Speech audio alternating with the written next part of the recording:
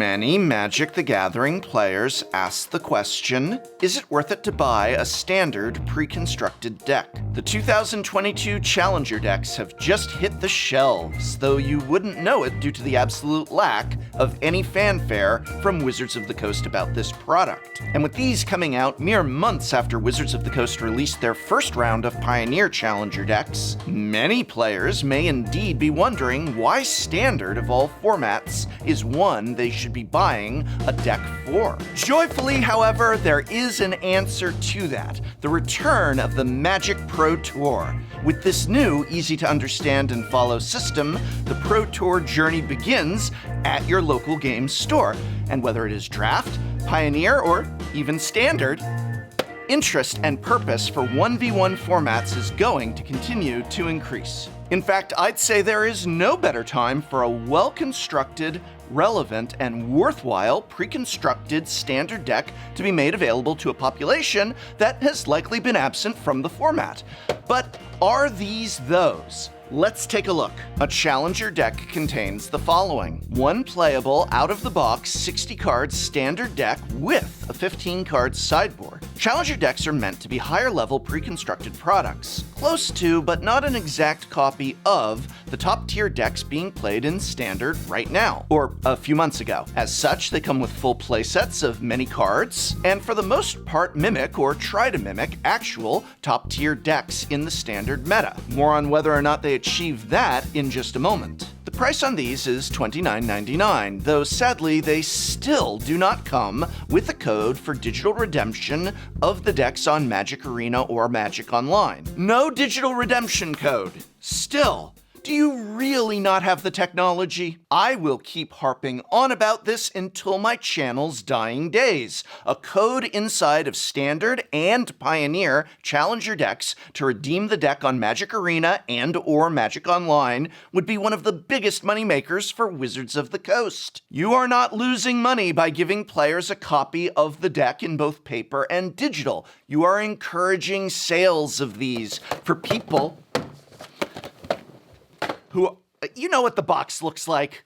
For people who are primarily paper players and you are energizing, and I'm leaving that take in, I don't care. Whatever, I'm leaving that take in. You are not losing money by giving players a copy of the deck in both paper and digital. You are encouraging sales of these to people who are primarily digital players. You are creating a bridge to digital for those who are primarily paper players. And you are energizing and exciting two formats that, quite frankly, are in need of said energizing, all of which could have coincided beautifully with the return of organized play and the Magic Pro Tour.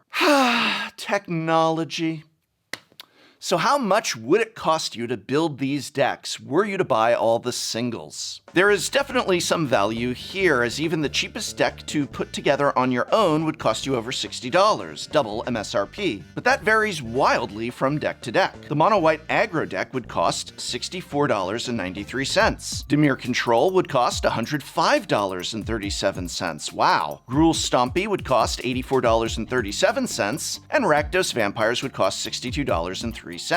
Again, the selling price on these is about $29.99 each, though that can vary a little bit from deck to deck, store to store. As always, start your shopping at your local game store, as they often have good deals. In mono-white aggro, the most valuable card is Intrepid Adversary at $4.30, followed by a pair of Skyclave Apparitions at $4.10. While mono-white aggro's counterpart is one of the top performing decks in the recent Standard metagame, noticeably absent here is a playset of Hopeful Initiate, a single mana creature that can be found in most mono-white aggro builds. In addition to that, to bring this up to par with its competitive counterpart, we'd need copies of Adeline, Resplendent Cathar, a value engine in her own right that scales with the game. The absence of Adeline is a serious misstep. In her place, we instead get two copies of Raidane, God of the Worthy, an odd addition, though it does explain the land-based composition. Instead of plains, we get snow-covered plains, and instead of Cave of of the Frost Dragon, we get Faceless Haven, which is now banned. You can still play with it in Standard if you play with this deck with no alterations, an unfortunate little bit of luck that they're trying to work with. The deck does still have a lot in common with its competitive counterpart, running copies of Usher of the Fallen, Luminarch Aspirant, Skyclave Apparition, and Elite Spellbinder. While thanks to the inclusion of the snow-covered lands, this deck is going to rotate the fastest out of Standard, it does have the advantage of actually being an archetype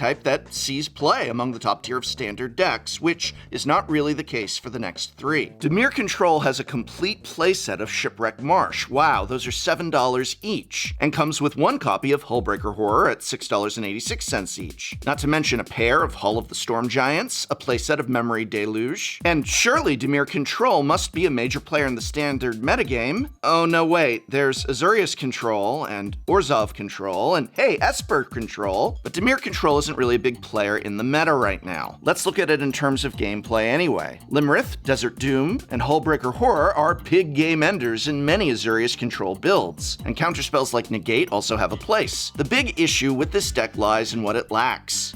White. Both Orzhov Control and Azorius Control rely on several powerful white control pieces, such as Fateful Absence and Doom Scar. This deck replaces them with weaker versions that fit within its colors, like Hero's Downfall and Blood on the Snow. The mana base is really solid, though what good is a playable mana base in a deck that can't stand up to the current meta?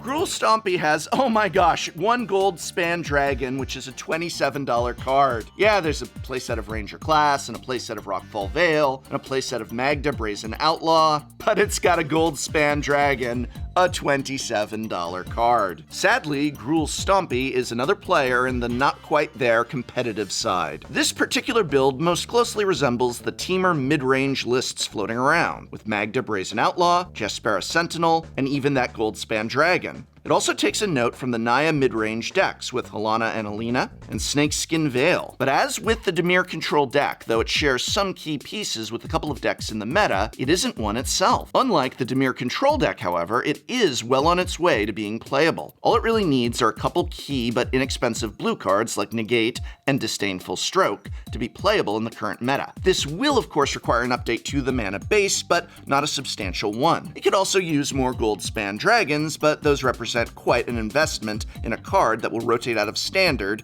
in a few months. All around, this deck strikes me as pretty good if you understand what changes you need to make to it. Some very inexpensive blue cards and a little bit more in the mana base, and you've got yourself a great starting place in Standard. Rakdos Vampires comes with a pair of Den of the Bugbear valued at $9 each, as well as a pair of Blight's Step Pathways at $6.29. Beyond that, however, there's not really much above $1. Just Henrika Domnathi at $2.31.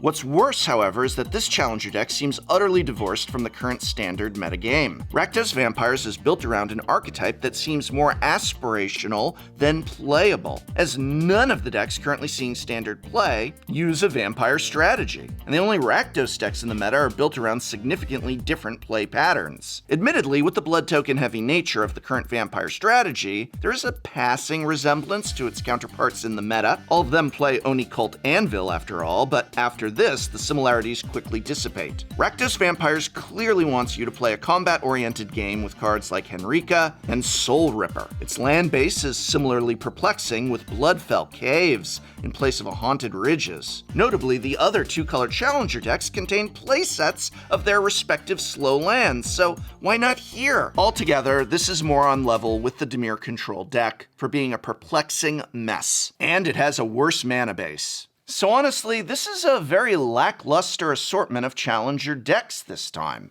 In the past, challenger decks had multiple builds that very closely mirrored what was in Standard. But aside from mono-white aggro, these each feel much more akin to the old event decks than prior Standard challenger ones, especially that Rakdos Vampires deck, which is aspirational and not actually present in the meta in any way that I can find. Mono White is the deck that I'd recommend most out of the four, except that it needs an immediate upgrade as it contains a now banned card.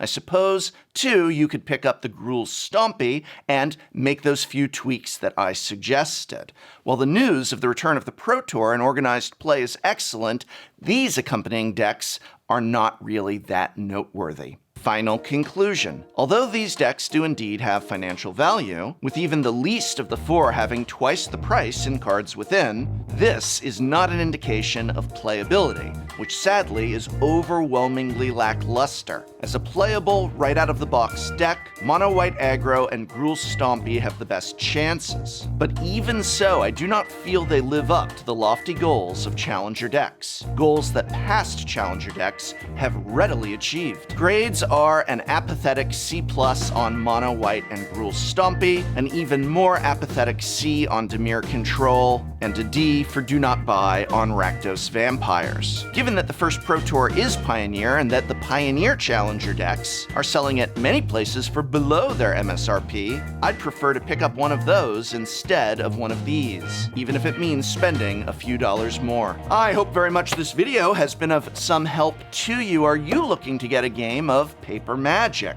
The Tolarian Community College Discord has just opened up its Looking for Games section to the public for free. So if you are interested in Webcam Commander, Pioneer, Standard, Pauper, or even Modern and Legacy, be sure to head on over to the TCC Discord.